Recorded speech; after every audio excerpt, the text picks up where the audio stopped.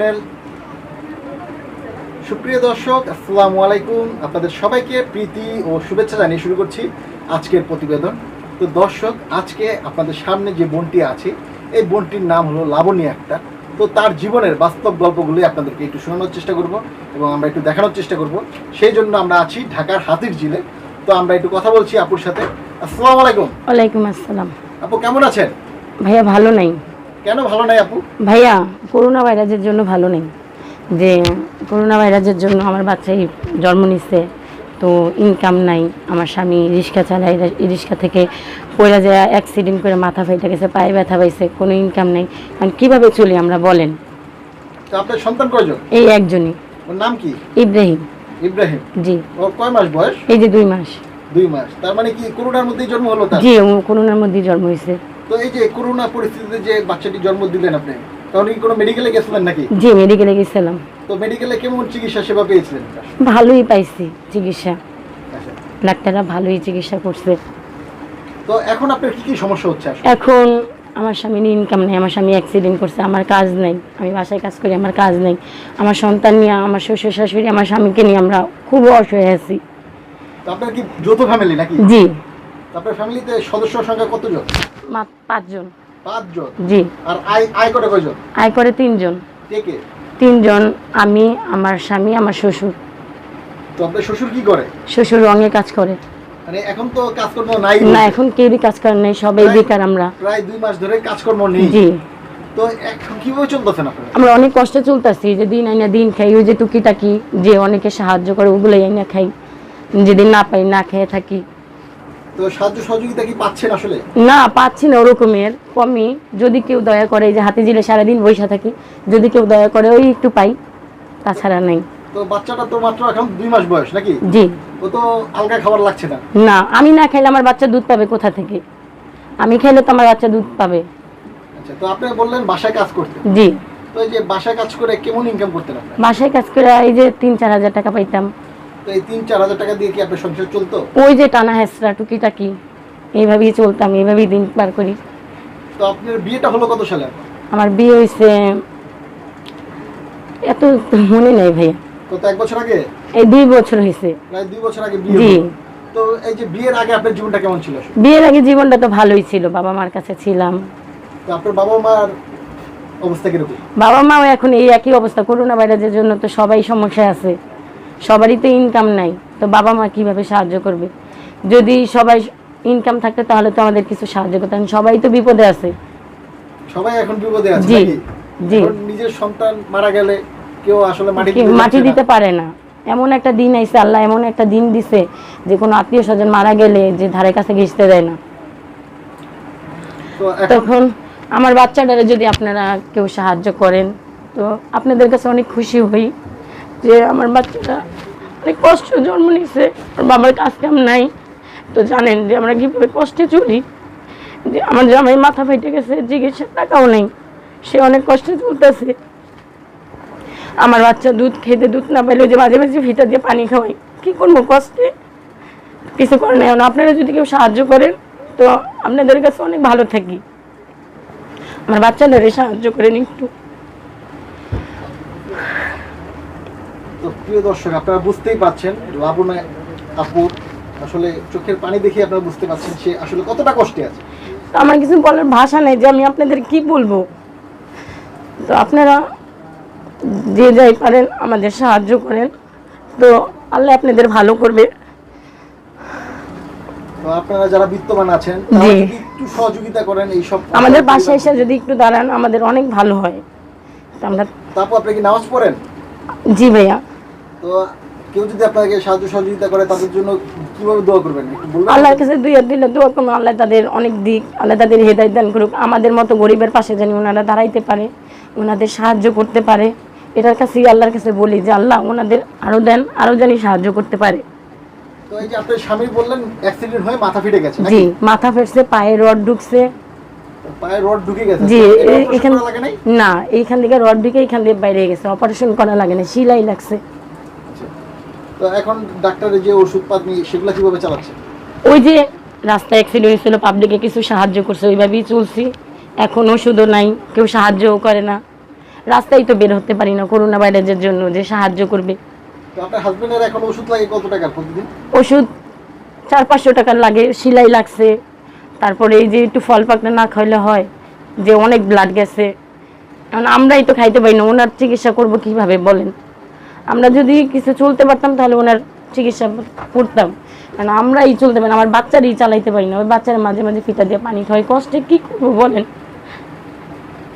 তো আপা, এই যে আপনার ছোটবেলায় কোনো কষ্টের কথা আছে আমাদেরকে একটু বলবেন? ছোটবেলায় অনেক কষ্ট করছি, এগুলা অতীত মনে করলেই মনে। ছোটবেলা আরো কষ্ট করছি, বলেন একটু আমরা শুনি। বাবা মার ঘরে আরো কষ্ট করছি। কিরকম ধরনের কষ্ট করলেন? এমনও দিন আছে যে সারা দিন থেকে রাত পর্যন্ত, রাত্রে 1-2টা পর্যন্ত রাস্তায় ছিলাম। কারণ কি? আমার মা সবজির বিক্রি করে, আমার বাবা আরেকটা বিয়ে করছে, আমরা 4 ভাই বোন, তো আমাদের ফালাইতে আমার বাবা চলে গেছিলো, তো আমার মা কারণ বাজারে তরকারি না তরকারি বিক্রি করতো, ওইভাবেই চলতাম, মার সাথে সাহায্য করতাম। ছোট তো কিছু করতে পারতাম না, মা তরকারি নিয়ে আসতো কারণ বাজার, ওগুলো রাস্তায় দাঁড়ায় বিক্রি করতাম, ওই যে দিন আইনা দিন খাইতাম। তো প্রিয় দর্শক, আসলে কারণ বাজারে যারা তরকারি বিক্রি না করেন তারা আসলে তাদের এই কষ্টের কথাগুলো বুঝতে পারবেন না। জি মানে আপনারা যে তরকারিগুলো টোকে টোকে বিক্রি করতেন নাকি? জি জি জি অনেক সময় আমরা দেখি যে ট্রাকের থেকে টান দিয়ে জি জি তরকারি নিয়ে যায় অনেক জি দূরে। বিক্রি করতাম, পেটের দায়ে কি করব, কিছু করার নেই, তার পেটের দায়ে। জীবনের রিস্ক নিয়ে আপনারা এই কাজগুলো জি করতেন নাকি? জি ভোরবেলা যাইতাম, যে তরকারি টোকাইতাম, এগুলো রাস্তায় বিক্রি করতাম, এভাবেই চলতাম। বাবা মার ঘরে আরো বেশি কষ্ট করছি, এটা বললে লাভ নেই। তো এখনো আপনি শুধু কষ্ট? এখনো কষ্ট, আল্লাহ জীবনে কষ্ট রাখছে, দেখি কত দূর কষ্ট করতে পারি। এখন আমরা তো কষ্ট করছি, আমরা আমার বাচ্চারাও কষ্ট করতেছে। বলেন আপনার বিয়েটা কি হলো? বিয়েটা এই যে আমি গার্মেন্টসে চাকরি করতাম, সম্পর্ক করে বিয়ে হয়েছে। মানে প্রেম করে বিয়ে করলেন? জি জি। সেটা কিভাবে, এই ঘটনা একটু বলবেন? এই যে হাতিঝিলে নাশা কমপ্লেক্সে ডিউটি করতাম, ওর বাবা সাইনবোর্ডের কাজ করতো, ওই যে মাঝে ফাঁকে ফাঁকে দাঁড়াই থাকতো, ওই যে দেখা সাক্ষাৎ, প্রেম হয়েছে, এই বিয়ে হয়েছে। তো প্রেম করে বিয়ে করে কি আপনারা সুখী আছেন এখন? এখন আমরা তো সুখী আছি, ভাত যদি না পেটে থাকে সুখ দিয়ে কি করবো কোন? ভালোবাসা তো জান্নাত দিয়ে পলাইবো যদি পেটে ভাতই না থাকে। প্রিয় দর্শক, আপনারা শুনছেন আসলে আপুর কষ্টের কথাগুলো বলছে। তারা আসলে প্রেম করে সুখী কিন্তু পেটে ভাত নেই, সেই জন্যই আমাদের এই ক্যামেরার সামনে আসা। তো বাংলাদেশের পরিস্থিতিতে এই যে একটা মহিলা মানুষ ক্যামেরার সামনে আপনাদের সামনে এসে সাহায্যের হাত বাড়িয়ে দিচ্ছে, এটা কতটা খারাপ আপনারা সবাই জানেন। তো তারা আসলে পেটের দায়ে পড়েই আজকে এই ক্যামেরার সামনে এসেছে, না হলে হয়তো বা আসতো না। তো আপা, আমাদের দর্শকদের উদ্দেশ্যে আপনার কিছু বলার আছে? আমি এটাই বলবো যে আপনারা যে যা পারেন আমাদের একটু সাহায্য করেন, সাহায্য করলে আমাদের অনেক ভালো হয়। আমরা খুবই অসহায় আছি, অনেক কষ্টে আছি, আপনারা আমাদের একটু সাহায্য করেন। তো কেউ যদি সাহায্য করতে চায় কিভাবে করবে, আপনার সাথে যোগাযোগ করবে কিভাবে? কিভাবে করবো, আমার মোবাইল নাম্বার নেন, তাছাড়া তো আর সাহায্য করবেন কিভাবে? তো আপনার নামটা আবার বলেন। লাবণী। লাবণী আপু, মোবাইল নাম্বারটা বলেন। 01994152756। আবার বলেন মোবাইল নাম্বারটা। 01954152756। তো লাবণী আপা, এই নাম্বারটা যদি আমরা ইন্টারনেটে ছেড়ে দিই, জি, তখন পৃথিবীতে ভালো মানুষও আছে, খারাপ মানুষও আছে, খারাপ কিছু ফোন আসতে পারে।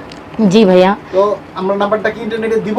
দেন, যদি বিপদে পড়ছি আমরা নেটে দিছি, আমাদের দেখাচ্ছে, কেউ যদি বিপদের নিয়ে যদি কিছু করে তাহলে আমাদের তো কিছু করার নেই, আর যারা সাহায্য করে তারা সাহায্য করবে। আর আপনি যদি নাম্বারটা না দেন, যারা সাহায্য সহযোগিতা করবে, ভালো মানুষ যারা আছে, জি। তারা তো করতে পারবে না। তারাও করতে পারবে না, তাই তো নাম্বারটা দিচ্ছি। তো প্রিয় দর্শক, লাবণী আপার নাম্বারটা আমরা দিয়ে দিলাম ভিডিওতে, আপনারা পেলেন। দয়া করে কেউ অযথা ফোন দিবেন না, একটু সহযোগিতা করলে আপনারা ফোন দিবেন। তো এটা কি কোনো বিকাশ নাম্বার নাকি আপনার? জি আপা, এটা বিকাশ নাম্বার। তো এটা ওনার বিকাশ নাম্বার আছে, আপনারা বিকাশে একটু সহযোগিতা করবেন। বা যদি কেউ আপনাকে এসে একটু দেখে যেতে চায়, আমরা যে প্রতিবেদনটা করলাম জি, কতটুকু সত্য, আপনি কতটুকু খেয়ে আছেন না জি খেয়ে আছেন, আইসা দেখেন আপনারা। তো যেটা কিভাবে আসবে, ঠিকানাটা বলেন একটু। ঠিকানা আমার বাসা মধুবাগ, হাতিঝিল পাম্পের সাথে বললেই হবে। পাম্পের সাথে আসলে ওর বাবার নাম রুমান, আইসা বললে সবাই দেখাই দেবে, হাতিঝিল পাম্পের সাথে। তো প্রিয় দর্শক, আপনাদেরকে আর কিছু বলার নেই আমার। তো আপনারা যারা এই প্রতিবেদনটি দেখলেন, আপনারা সবাই ভালো থাকবেন, সুস্থ থাকবেন, এই দোয়াই করে আজকের মতো শেষ করছি। আল্লাহ হাফেজ। আসসালামু আলাইকুম। তো একটু সময় বাকি রয়ে গেছে। তো দর্শক, আপনার কাছে একটা লাস্ট প্রশ্ন, ঠিক আছে আপু, একটু বলবেন, আপনার এই যে আপনার স্বামী তো অ্যাক্সিডেন্ট করে এখন বিছনায় পড়ে আছে, জি জি। তো আর সুস্থ হতে কতদিন লাগবে তার? সুস্থ হতে উপর আল্লাহ জানে, এটা তো আমাদের হাতে কিছু না, উপর আল্লাহ জানে। উপরওয়ালা জানে, তারপর জি। একটা ধারণা নেই আপনাদের? এই তো 2-3 মাস। 2-3 মাস। তো এই জি। 2-3 মাস আপনি কিভাবে চলবেন?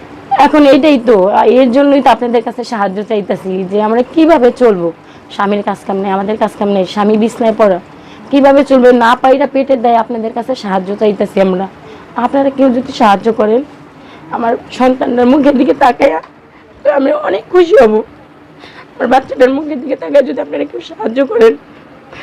এমন একটা দিন গেছে বাচ্চারা কিছু দিতে পারি না, কিছু খাওয়াইতেই পারি না, কি দেবো বলেন। কিছু দিতে পারি। শ্বশুর একজন বৃদ্ধ বাসায় থাকে, ওনারও তো কিছু করার নাই, কাজ কাম নেই, কি করবে বলেন। মাশাআল্লাহ, আপনার বাচ্চাটি তো দেখতে খুবই সুন্দর, ফুটফুটে। আপনাদের দোয়ায় আল্লাহ দিচ্ছে। জি। ওর নাম কি? ইব্রাহিম। ইব্রাহিম। ছেলে, পুত্র সন্তান হয়েছে নাকি? জি, ছেলে। তো আমরা দোয়া করি এই করোনার পরিস্থিতি ভালো হয়ে যাক এবং আপনার জীবনে যে কষ্টগুলো আছে সেগুলো দূর হয়ে যাক, সেই প্রত্যাশা করে আজকের মতো এই জায়গায় শেষ করছি। প্রিয় দর্শক, এই প্রতিবেদনটা যারা দেখলেন আপনারা সবাই ভালো থাকেন, সুস্থ থাকেন, এই দোয়াই করে আজকের মতো শেষ করছি। আল্লাহ হাফেজ। আসসালামু আলাইকুম।